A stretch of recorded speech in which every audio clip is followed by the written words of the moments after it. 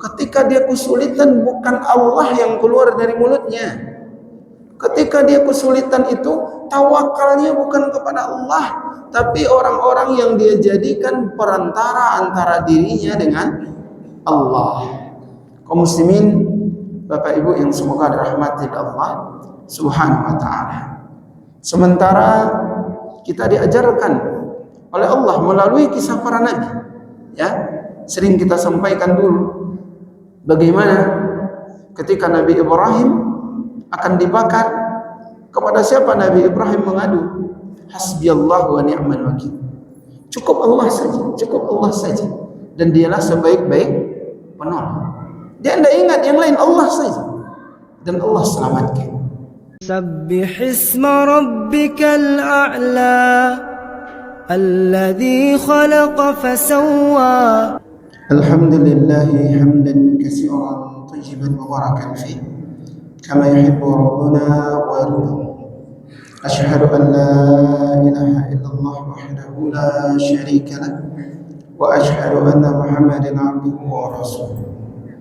Ya ayyuhalladzina amanu taqullaha haqqa tuqatih wa la tamutunna illa wa antum muslimun. Amma ba'd, fa inna asdaqal hadits kitabullah wa khairul hadi hadi Muhammadin sallallahu alaihi wasallam wa syarrul umuri muhdatsatuha wa kullu muhdatsatin bid'ah. Kaum muslimin, Bapak Ibu yang semoga dirahmati oleh Allah Subhanahu wa taala, bersyukur kita kepada Allah Subhanahu wa taala atas semua nikmat dan karunia yang Allah berikan kepada kita. Sampai detik ini Allah masih mengizinkan kita untuk beribadah kepada-Nya. Sampai detik ini Allah masih memberikan kita kesehatan, kekuatan, kelapangan iman dan Islam. Maka tentu saja kita memohon kepada Allah, semoga Allah Subhanahu wa taala senantiasa memberikan kita keistiqomahan. Allah mudahkan kita dalam beribadah kepada-Nya. Allah mudahkan kita dalam meninggalkan maksiat kepada-Nya. Dan Allah tetapkan kita di atas iman dan Islam sampai akhir hayat kita. Allahumma amin.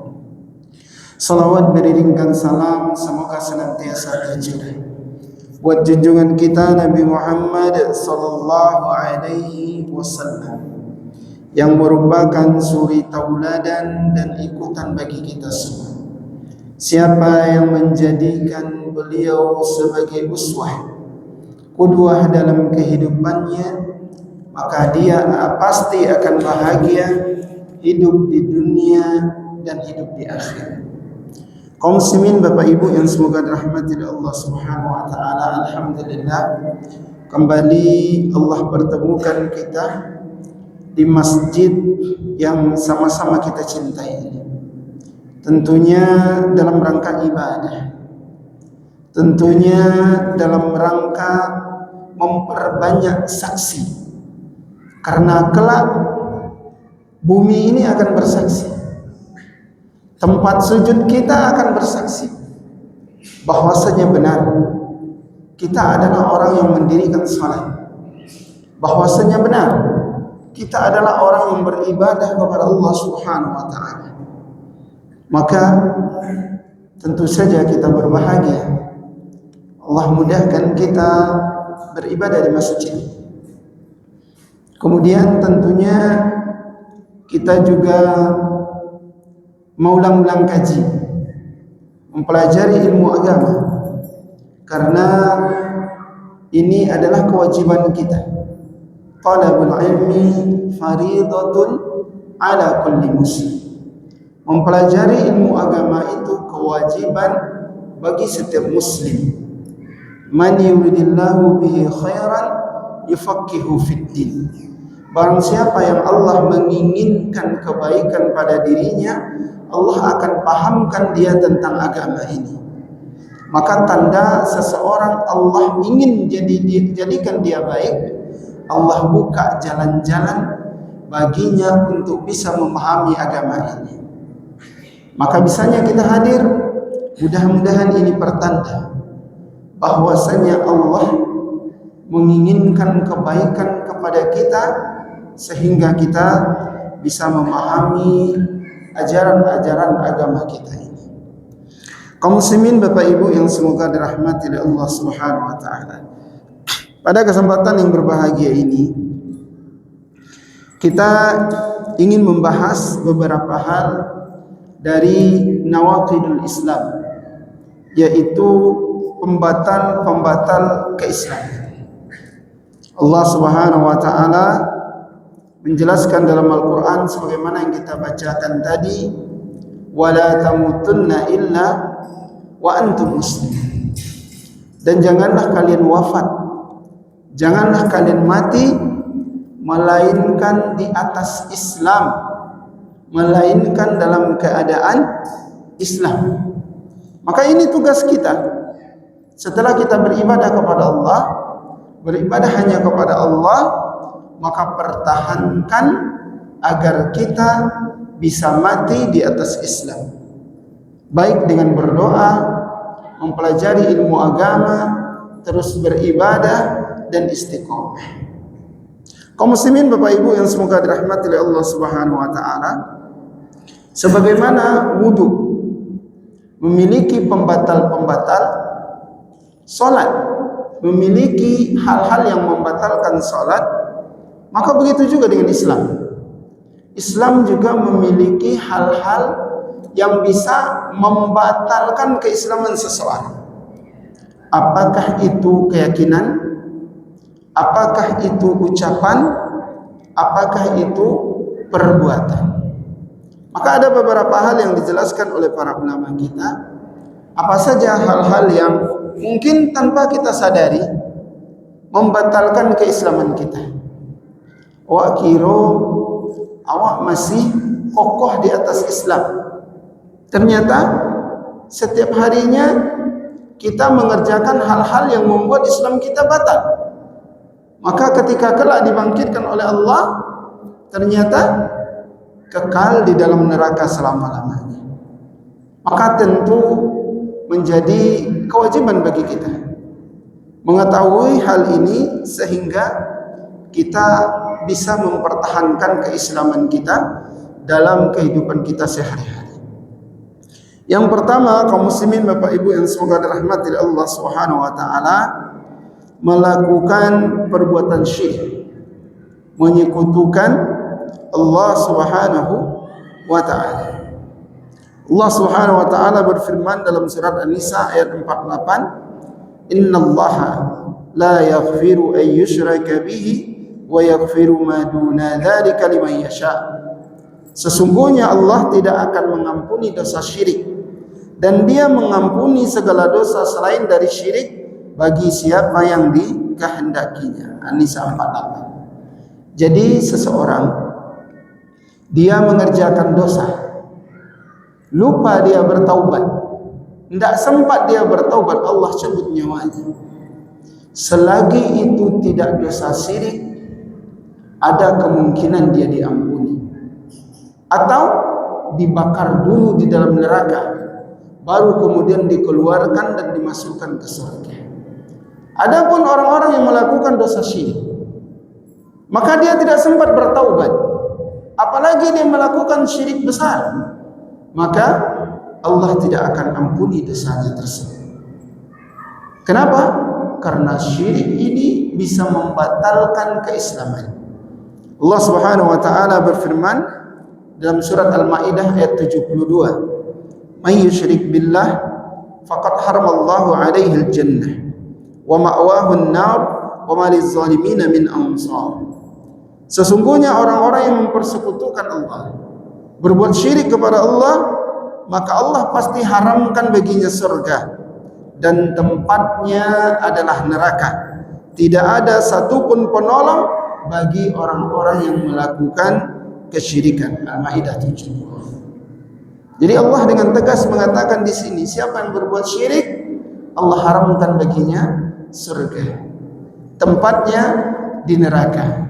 Tidak ada yang bisa menolong satupun. Syafaat Nabi tidak bisa, syafaat anaknya tidak bisa, syafaat dari orang-orang yang mati syahid tidak bisa. surga haram baginya, neraka tempatnya, tidak ada syafaat baginya. Ini luar biasanya dosa syirik. Bahkan sampai Nabi pun tidak bisa menolongnya. Kaum muslimin, Bapak Ibu yang semoga dirahmati oleh Allah Subhanahu wa taala. Makanya para ulama mengatakan dosa besar yang paling besar itu adalah kesyirikan. Puncak dosa itu adalah kesyirikan. Apa itu yang dimaksud dengan kesyirikan? Kita menyamakan Allah atau mencarikan tandingan untuk Allah pada hal-hal yang sebenarnya khusus hanya untuk Allah. Hanya Allah yang bisa sebenarnya, hanya Allah yang layak untuknya. Akan tetapi kita carikan tandingannya, kita samakan Allah dengan selainnya. Maka inilah yang disebut dengan kesyirikan. Apa itu kekhususan bagi Allah? Allah hanya Dia yang layak disembah. Kemudian ada orang yang menyembah selain Allah, ini kesyirikan. Allah hanya kepadanya seharusnya seorang hamba memohon, meminta, berdoa. Iyyaka na'budu wa iyyaka nasta'in. Hanya kepadamu kami menyembah dan kepadamu kami mohon pertolongan. Namun dia berdoa kepada selain Allah. Dia berdoa kepada pohon-pohon sakti, dia berdoa pada tempat-tempat keramat, dia berdoa meminta kepada penghuni kubur dan segala macamnya.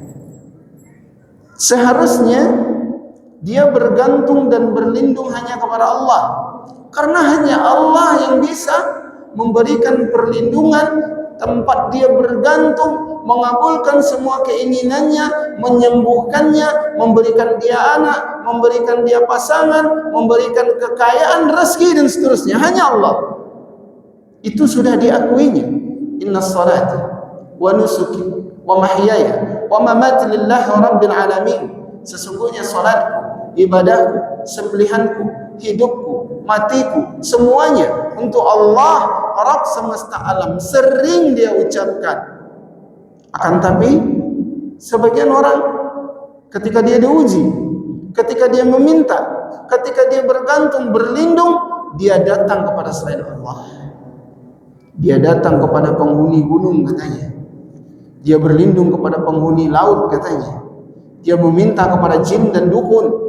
Dia meminta kepada syaitan.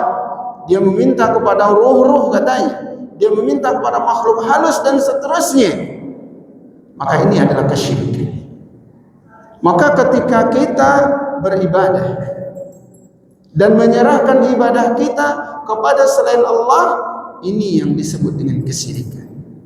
Jadi syirik itu Pak Ibu bukan sekadar menyembah patung, enggak. Tapi ketika kita meyakini, enggak, paiwa kahutan kate gunung mengecewa, nyia, ampu, penghuni gunung, jangan ganggu ampu cucu. Ini berarti kita meyakini ada satu kekuatan besar yang bisa memberikan manfaat dan menolak mudarat selain Allah. Padahal Allah sudah ajarkan, Rasulullah sudah ajarkan. Ketika seseorang masuk ke tempat yang baru, a'udzu bikalimatillahi tammah min syarri ma khalaq. Aku berlindung dengan kalimat Allah yang sempurna dari kejahatan semua makhluk. Rasulullah sudah ajarkan. Minta kepada Allah, bukan kepada selain Allah. Kaum muslimin Bapak Ibu yang semoga dirahmati oleh Allah Subhanahu wa taala. Makanya Allah katakan inna syirka la zulmun azim. Sesungguhnya kesyirikan kesoliman yang sangat besar. Apa itu zalim? Meletakkan sesuatu tidak pada tempatnya. Lawan daripada kata adil, meletakkan sesuatu pada tempatnya. Seharusnya ibadah itu hanya untuk Allah. Seharusnya rasa takut, bergantung, berlindung, penghambaan, pengagungan itu hanya untuk Allah. Kita serahkan kepada selain Allah, ini zalim namanya. Dan tidak ada kezaliman yang lebih besar kecuali kezaliman kepada Allah. Inilah dia kesyirikan. Dan Allah ingatkan kita semua, walau asyraku lahabitu anhum ma kanu ya'mal. Kalau seandainya kalian berbuat syirik, kata Allah, kami hapus semua amal kalian. Ya, seseorang yang dia berbuat syirik tidak sempat bertaubat dari syiriknya, dia datang membawa pahala yang banyak, dia datang membawa amalan yang banyak, apa kata Allah? La yahbatanna amal. Kami hapus semua amalan-amalan tersebut. Kenapa? Dia bukan untuk Allah, dia bukan karena Allah, dia tidak murni untuk Allah, dia tidak ikhlas hanya karena Allah, maka Allah tidak mau menerimanya. Maka oleh karena itu kaum muslimin Bapak Ibu yang semoga dirahmati oleh Allah Subhanahu wa taala, intinya setiap ibadah, niat, salat, zakat, puasa, haji, menyembelih, berdoa, rasa takut, berzikir, semua bentuk ibadah, apapun itu ketaatan kepada Allah, seharusnya dia diserahkan hanya untuk Allah. Ketika ini diselewengkan, ketika ini dibagi, ketika ini diserahkan untuk Allah, juga diserahkan kepada selain Allah, ini yang namanya syirik. Awak akan minta ke Allah je nya Ustaz. Cuma itu kan usaha awak, diminta lo ke yang lain. Ini dia. Dia hanya untuk Allah. Ini yang namanya tauhid. Kaum muslimin Bapak Ibu yang semoga dirahmati Allah Subhanahu wa taala. Kemudian yang kedua, orang yang membuat perantara antara dirinya dengan Allah, yaitu dengan berdoa, memohon syafaat serta bertawakal kepada mereka. Allah Subhanahu wa taala berfirman, "Qul ud'u alladhina za'amtum min dunihi fala yamlikuna kashfa ad-durri ankum wala tahwila. Ulaika alladhina yad'una yabtaghuna ila rabbihim al-wasilata ayyuhum aqrabu wa yarjuna rahmatah wa yakhafuna 'adzabah. Inna 'adzaba rabbika kana mahdzura." Katakanlah, panggillah mereka yang kamu anggap sekutu selain Allah, maka tidaklah mereka memiliki kekuatan untuk menghilangkan bahaya darimu, dan tidak pula dapat memindahkannya. Yang mereka seru itu mencari sendiri jalan yang lebih dekat menuju Rabb-Nya, dan mereka mengharapkan rahmat serta takut akan azabnya. Sesungguhnya azab Rabb-Mu adalah sesuatu yang harus ditakuti. Al-Isra 56-57. Jadi yang pertama tadi kesyirikan, yang kedua masih bagian dari kesyirikan. Apa itu? Menjadikan perantara antara dirinya dengan Allah, yaitu dengan berdoa, memohon syafaat serta bertawakal kepada mereka. Kenapa ini dijelaskan lagi oleh para ulama? Karena ini dosa syirik yang banyak tersebar di hampir seluruh negeri. Ya, makanya Allah tegaskan di sini. Orang-orang, Tuhan-Tuhan, sekutu-sekutu yang kamu seru selain Allah. Siapa? Nabi kah dia? Siapa? Malaikat kah dia? Siapa? Orang-orang soleh kah dia? Siapa? Orang-orang sakti kah dia? Ulama kah dia? Wali kah dia? Habib kah dia? Pohon-pohon besar kah? Jin, syaitan? Siapapun, serulah, panggillah mereka. Karena pada hakikatnya mereka tidak bisa menghilangkan kemudaratan untuk dirinya sendiri. Isa alaihissalam, atau yang mereka sebut Yesus, apakah dia bisa mencegah dirinya dari disalib? Tidak bisa. Apakah dia bisa mencegah dirinya dari kelaparan? Tidak bisa. Apakah dia bisa mencegah dirinya dari penyakit? Tidak bisa. Siapapun itu, kata Allah, bisakah dia mencegah kemudaratan dari dirinya? Tidak bisa. Bahkan memindahkannya pun tidak bisa. Bahkan kalau kalian tahu, kata Allah, sesungguhnya mereka mencari jalan sendiri untuk bagaimana mendekatkan diri kepada Allah. Nabi Isa Ketika ditanya, benarkah engkau menyuruh orang-orang agar menyembahmu? Tidak, ya Allah. Dia sendiri menyembah Allah, rajin beribadah. Siapa? Para malaikat. Mereka juga rajin beribadah kepada Allah. Orang-orang saleh yang mereka tidak tahu kalau mereka dijadikan perantara, mereka juga beribadah kepada Allah Subhanahu wa ta'ala. Sehingga apa? Orang-orang ketika memohon, meminta syafaat, dia jadikan antara dirinya dengan Allah itu ada perantara.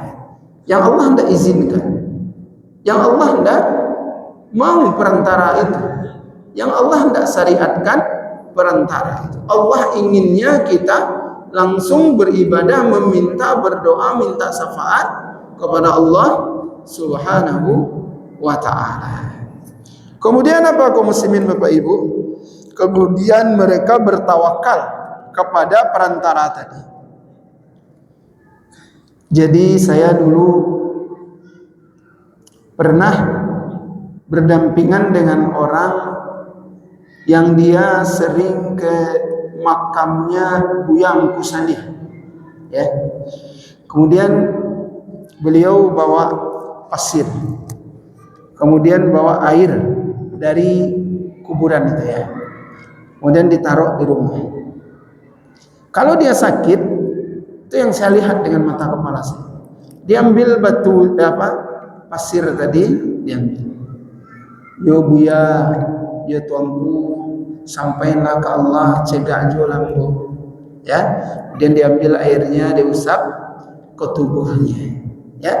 Jadi apapun yang terasa, dia bertawakal dengan benda tadi. Kalau di Mesir itu kata para ulama yang terkenal itu Al-Badawi, ya. Pernah dikisahkan oleh seorang ustadz, ada seorang ibu-ibu ini hampir saja ditabrak oleh mobil. Kemudian dia selamat. Kemudian bukan alhamdulillah yang dia baca, terima kasih ya Badawi, terima kasih ya Badawi, ya. Siapa Badawi ini? Ulama. Nah, ini yang dikatakan kenapa membatalkan keislamannya. Tawakalnya itu sudah berubah. Tidak lagi kepada Allah dia bergantung, tidak lagi kepada Allah dia berharap. Apapun masalahnya, tidak Allah lagi, tapi kepada perantaranya ini. Dan saya saksikan langsung dengan mata kepala bagaimana orang-orang yang menjadikan perantara itu, ketika dia kesulitan, bukan Allah yang keluar dari mulutnya. Ketika dia kesulitan itu, tawakalnya bukan kepada Allah, tapi orang-orang yang dia jadikan perantara antara dirinya dengan Allah. Kaum muslimin Bapak Ibu yang semoga dirahmati Allah Subhanahu wa ta'ala. Sementara kita diajarkan oleh Allah melalui kisah para nabi, ya. Sering kita sampaikan dulu bagaimana ketika Nabi Ibrahim akan dibakar, kepada siapa Nabi Ibrahim mengadu? Hasbiyallahu wa ni'mal wakil. Cukup Allah saja, cukup Allah saja. Dan dialah sebaik-baik penolong. Dia tidak ingat yang lain, Allah saja. Dan Allah selamatkan. Ketika Hajar berlari dari Safa dan Marwah, dengan tegas dia mengatakan kepada Ibrahim, ya Ibrahim, apakah ini perintah Allah? Benar. Kalau Allah yang perintahkan kami, Allah tidak akan pernah menyia-nyiakan kami. Allah berikan Zamzam. Nabi Yunus alaihi salam dalam perut ikan. Siapa yang dia ingat? Allah Subhanahu wa ta'ala. La ilaha illa anta subhanaka inni kuntu minaz zalimin. Kemudian Nabi Ayub ketika dia sakit, siapa yang diingat? Allah Subhanahu wa ta'ala. Nabi Nuh ketika ditantang oleh kaumnya, siapa yang diingat? Allah Subhanahu wa ta'ala. Nabi-nabi yang lain, Nabi Zakaria, Nabi Ibrahim sudah tua, tidak punya anak, tidak mungkin lagi, sudah menopos istri. Ketika dia minta kepada Allah, bergantung kepada Allah, tawakal kepada Allah, Allah berikan keinginannya. Rasulullah sallallahu alaihi wasallam 300 pasukan menghadapi 1000 pasukan, kuat-kuat. Siapa? Kepada siapa Rasulullah meminta dan bergantung, bertawakal? Hanya kepada Allah. Allah turunkan malaikat-malaikat untuk membantu Rasulullah sallallahu alaihi wasallam. Seharusnya inilah sikap seorang mukmin. Apapun masalahnya langsung kembali kepada Allah. Meminta kepada Allah sampai sandalmu putus, kata Rasulullah, minta kepada Allah. Ud'uni astajib lak. Mintalah kepadaku, pasti akan aku kabulkan. Sampai-sampai apa kata para ulama, garam habis di rumahku, maka aku minta kepada Allah Subhanahu wa taala. Kenapa? Allah senang kalau hamba-hambanya bergantung kepadanya. Allah senang kalau hamba-hambanya Allah senang kalau hamba-hambanya senantiasa bergantung dan meminta kepada Allah Subhanahu wa taala. Maka ketika kita berdoa meminta syafaat, kemudian tawakal bergantungnya diri ini melalui perantara-perantara yang tidak diizinkan oleh Allah, maka ini membatalkan keislaman seseorang. Ya, seseorang Bapak Ibu ketika dia bergantung kepada Allah, apa saja astagfirullah. Ya Allah, ampuni dosa saya. Jauhkan saya dari mara bahaya. Apapun yang menimpanya, ya Allah, sembuhkan saya. Ya Allah, berikan jalan keluar. Ya Allah, beri saya anak. Ya Allah, berikan kelapangan. Apapun permasalahan yang dihadapi di dalam mulut dan keyakinannya Allah Subhanahu wa taala. Ini yang tawakal. Tapi ketika dia sedikit-sedikit masalah, dia mengadu kepada perantaranya, wahai Syekh, wahai Habib, wahai Maulana, dan sebut segala macam. Ya, maka tawakalnya itu sudah berubah. Ini yang menyebabkan dia bisa membatalkan keislaman sahih. Kaum muslimin Bapak Ibu yang semoga dirahmati oleh Allah Subhanahu wa ta'ala. Kemudian yang selanjutnya, al-istihza'u biddin, berolok-olok tentang agama, menjadikan agama sebagai bahan olok-olokan, menjadikan agama untuk lucu-lucuan, ya, untuk tertawa-tertawa. Allah Subhanahu wa taala berfirman dalam At-Taubah ayat 65 dan 66. Wala in sa'altahum la yaqulunna inna ma kunna nakhudhu wa nal'ab. Apabila kalian tanyakan kepada mereka, maka mereka akan mengatakan sesungguhnya kami main-main saja, bercanda-bercanda saja. Apa kata Allah? Qul abillahi wa ayatihi wa rasulihi kuntum tastahzi'un. Katakan ya Muhammad, apakah dengan Allah, dengan ayatnya, dengan rasulnya kalian molok-olok, kalian menjadikan bahan tertawaan, kalian bercanda-bercanda, kalian merendahkan? Apa kata Allah? La ta'tadiru, jangan minta maaf. Allah tidak mau memaafkan. Allah tidak peduli dengan maafmu. Qad kafartum ba'da imanikum, sesungguhnya engkau telah kafir setelah keimananmu. Dan jika kami memaafkan segolongan dari kamu lantaran mereka bertaubat, niscaya kami akan mengazab golongan yang lain disebabkan mereka adalah orang-orang yang selalu berbuat dosa. Ini dijelaskan oleh para ulama bagaimana asbabun nuzulnya. Jadi dalam sebuah perperangan, Nabi dengan para sahabat istirahat, ya, dalam perjalanan dalam perperangan. Kemudian ada seorang munafik, dia mengatakan sambil duduk-duduk tertawa-tawa, aku melihat Muhammad dan para sahabatnya ini perutnya buncit-buncit, orang yang paling penakut dalam berperang, orang yang paling banyak makannya, yang banyak tidurnya, ya. Maka terdengar oleh sahabat, maka dia marah, dia kadukan kepada Rasulullah. Begitu dikadukan kepada Rasulullah, Allah yang bela. Maka Allah katakan, Qul abillahi wa ayatihi wa rasulihi kuntum tastahzi'un la ta'taziru qad kafartum ba'da imanikum. Apakah dengan Allah, dengan ayatnya, dengan rasulnya kalian berolok-olok, kalian jadikan itu sebagai candaan, bahan lucu-lucuan, maka apa kata Allah? Jangan minta maaf. Maka dikejarnya Rasulullah. Ya Rasulullah, iko baga rasanya Nabi. Masih isi waktu sambil bercanda-canda bersama. Nabi tidak peduli. Dia pegang pelana kuda Nabi, Nabi terus berjalan. Dia pegang kaki Nabi, Nabi terus berjalan. Dia kejar terus Nabi, Nabi tinggal. Kenapa? Karena perbuatannya tersebut bisa menyebabkan dia menjadi kafir. Maka ini bagi kita kaum muslimin, Bapak Ibu sekalian, juga bagi anak-anak kita, ya, juga diri kita ingatkan ini.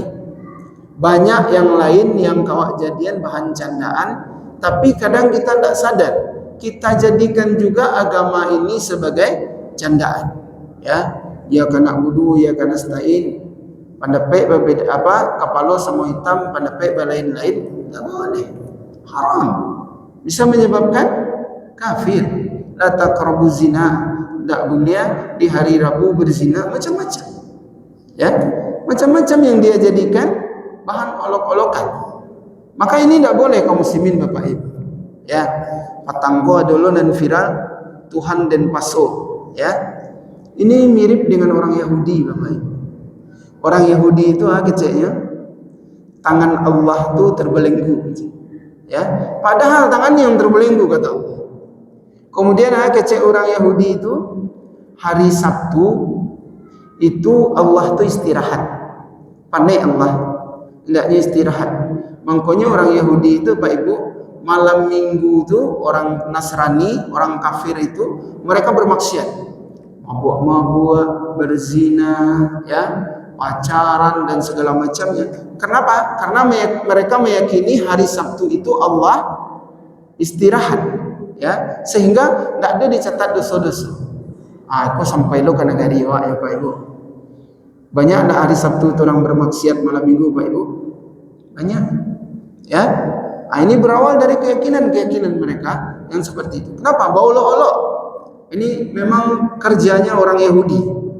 Dia orang Yahudi itu dilarang mereka untuk memancing pada hari Sabtu, nyolatan pancing hari Jumat. Sudah tu nyolatannya jariang hari Jumat. Tentu hari Sabtu banyak dapat nyuambi hari Ahad, ya, hari Minggu. Ini memperolok-olok agama. Ini sifatnya orang Yahudi. Makanya Rasulullah juga menjelaskan ketika para sahabat mengucapkan salam diajarkan oleh Rasulullah, Assalamualaikum, keselamatan bagimu. Apa diubah oleh orang Yahudi? Ya Muhammad, Assalamualaikum, kecelakaan, racun yang mematikan, kebinasaan untukmu ya Muhammad. Marah Aisyah mau balas, kata Rasulullah, cukup balas saja waalaikum. Begitu juga dengan kalian. Ini Yahudi suka berolok-olok kaum muslimin Bapak Ibu. Makanya Allah langsung bela ketika Allah jelaskan jangan panggil ra'ina, ya Rasulullah, melihatlah kepada kami, tapi rubahlah menjadi unzurna, ya Rasulullah, dengarkan kami. Kenapa? Karena orang Yahudi merubah kata ra'ina tadi menjadi ru'una, yang artinya apa? Bodoh, tuli, ya. Pokoknya hal-hal yang berkaitan dengan kebodohan, ketololan, ya. Dia menghina Rasulullah sallallahu alaihi wasallam. Makanya Allah mengubah sebagian orang Yahudi ini menjadi kera dan babi karena saking luar biasanya. Ketika mereka sudah terusir kemana-mana, tidak diterima di mana-mana, Allah biarkan mereka tersesat puluhan tahun, kemudian Allah izinkan mereka masuk ke Baitul Maqdis. Apa kata Allah syaratnya? Masuklah kalian dengan cara bersujud, kemudian mengucapkan hittah. Apa itu hittah? Bebaskan kami dari dosa, ampuni kami, istighfar, ya. Mereka masuk dengan bersujud ke Baitul Maqdis, kemudian mereka ucapkan apa? Hintoh. Apa arti hintoh itu kaum muslimin Bapak Ibu? Gandum. Lihat, luar biasanya berolok-oloknya orang Yahudi ini. Benar-benar bebal, ya.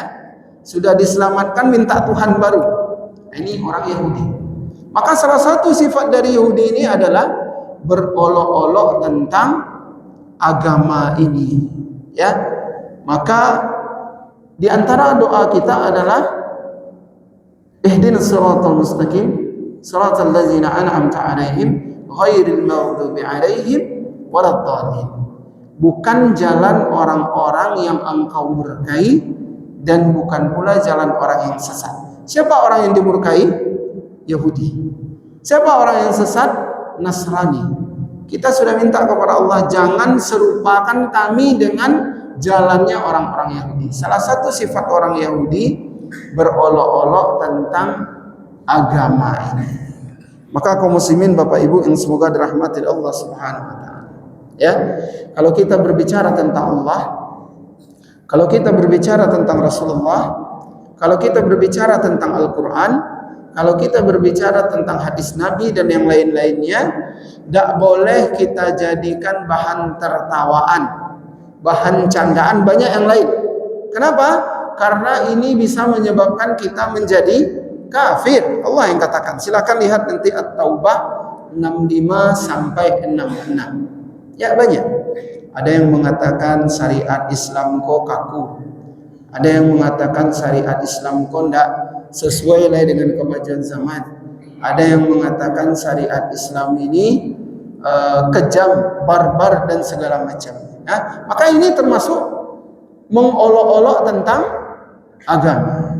Ya, ada juga sebagian orang berolok-olok ketika melihat orang bercadar, ninja, ya, atau melihat orang memelihara jenggotnya. Oh, suantailah bisa di kurbanan pas hari raya. Dengan ungkapan-ungkapan yang lain, ya. Maka kalau dia bagian dari syariat, tahan lidah kita. Walaupun kita tidak mengamalkannya, tahan lidah kita. Karena ini bagian dari syariat yang ketika kita mengolok-oloknya, maka dikhawatirkan kita jatuh kepada kekafiran. Kaum muslimin Bapak Ibu yang semoga dirahmati Allah Subhanahu wa taala. Apapun syariat Islam, termasuk poligami. Ya Bapak Ibu. Banyak orang kalau mengecian orang yang poligami itu ya haus dengan seks dan sebagainya. Enggak. Ya. Jadi Bapak Ibu, Allah itu sangat paham dengan apa yang ada dalam hati kita. Ya. Allah sangat mengerti. Ketika ada keluarga kita yang dibunuh, pasti kita ingin pelakunya juga dibunuh. Wak cali dalam sidang-sidang itu Pak Ibu, coba mengajak pelaku ya berusaha untuk membunuhnya. Karena Allah tahu kalau kita dibunuh anggota keluarga kita, pasti kita ingin juga yang membunuhnya itu dibunuh. Makanya Allah jadikan syariat qisas. Begitu juga dengan waris. Ada di antara kita yang mungkin kehidupan kita miskin. Ketika orang tua kita meninggal, kita ingin segera waris itu dibagi. Tapi deado yang kayu dia teh kakak-kakaknya mengalo dibagi. Jadian salah aku arto pusako, arto tuwo, wak tempat tinggal sama.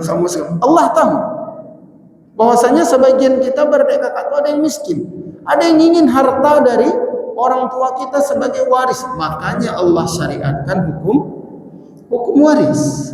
Ya, diwajibkan bagi kita membagi syariat ini dengan waris. Begitu juga poligami. Ada sebagian orang dia kaya, pangkatnya tinggi, masih muda, masih kuat, kadang pergi ke daerah ini, kadang pergi ke daerah itu, kadang keluar beberapa hari, kadang keluar beberapa bulan. Sehingga apa? Allah tahu orang-orang yang seperti ini butuh istri lebih dari satu. Ya, makanya Allah syariatkan poligami. Tapi ketika ini kita tentang, apa yang terjadi? Di mana-mana ada simpanan, di mana-mana ada perzinaan. Saya pernah dengar cerita ada orang yang hijrah, teman. Dulu saya jadi kepala cabang di sebuah perusahaan. Pergi saya ke Jambi, di sana ada simpanan saya mahasiswi. Pergi pula saya ke Riau, di sana ada pula simpanan. Kenapa? Karena menentang syariat poligami. Ini yang halal ada, tapi mereka lebih memilih yang haram. Jadi kaum muslimin Bapak Ibu, syariat ini tidak ada yang jelek, tidak ada. Karena dari Allah. Allah tahu apa yang kita inginkan. Allah tahu apa kebaikan untuk kita. Makanya Allah jadikan syariat-syariat yang seperti ini. Jadi tidak ada yang syariat kita ini yang jelek. Maka sekali lagi kaum muslimin Bapak Ibu yang semoga dirahmati Allah Subhanahu wa taala, menjadikan agama kita ini bahan olok-olokan, bahan bercandaan tidak boleh. Begitu juga Rasulullah sallallahu alaihi wasallam mengingatkan bagi kita yang suka bercanda. Kecelakaan, kecelakaan bagi orang-orang yang dia berdusta untuk membuat orang tertawa. Ya. Jadi nyumalawak, kemudian dengan cara berdusta, berbohong. Maka kata Rasulullah, kecelakaan sampai 3 kali. Maka ini dilarang. Lihat Rasulullah bercandanya. Nenek-nenek datang kepada Rasulullah, apakah aku masuk surga? Apa kata Rasulullah? Tidak ada nenek-nenek dalam surga. Rasulullah bercanda. Tapi candanya benar. Kenapa? Begitu seorang masuk ke dalam surga, umurnya antara 20 sampai 30 tahun. Tidak ada nenek-nenek yang umur nenek-nenek itu tidak ada di dalam surga. Rasulullah bercanda tapi tidak berdusta. Kalau awak ini kan banyak membuat orang galak kemudian dengan cara berdusta. Baik kaum muslimin Bapak Ibu yang semoga dirahmati oleh Allah Subhanahu wa taala, mudah-mudahan ini bisa kita amalkan dalam kehidupan kita sehingga kita tidak melakukan satu perbuatan yang justru membatalkan keislaman kita. Mohon maaf atas segala kekurangan. Subhanakallahumma bihamdik, asyhadu an la ilaha illa anta, astaghfiruka wa atubu ilaik. Assalamualaikum warahmatullahi wabarakatuh.